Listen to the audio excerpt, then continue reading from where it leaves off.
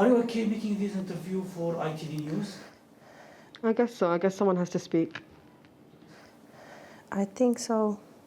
We have to speak for us, for our children. Two British women who left ISIS, arrested then detained in northern Syria on their way out. From custody, they're sharing their stories for the first time. Okay, I'm from Britain, and you know, what can I say? I didn't want to come to Syria, you know. I got in touch with the wrong people, you know, and it was a vulnerable time in my life. I got tricked into coming to Syria. But she's agreed to speak to us because she has a message for the British government. Yes, of course, I want me and my children to go back to the UK. I want them to have a good education, you know. I don't want them to stay in a refugee camp, you know, like, you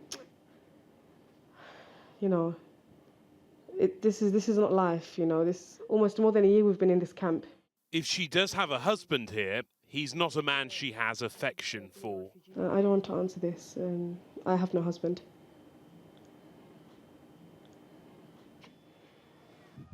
Many of the one-time women and children of ISIS are being held at this camp, the men at a prison nearby. But the fate of each family now depends on their nationality. The French government wants to bring youngsters home, leaving their mothers behind. But the UK won't repatriate British detainees.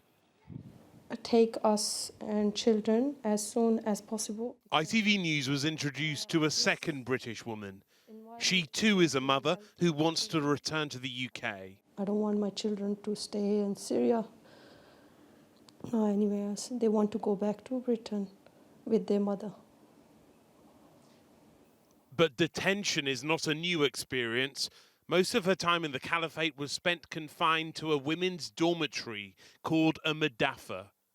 Mostly my life was in Madafa, and Madafa life is, yani, you cannot go out without permission, or nobody can visit you, or everyone is scared. The Kurdish authorities here say they're now overwhelmed and frustrated. They believe these two families are Britain's problem and not theirs. Rohit Khatru, ITV News.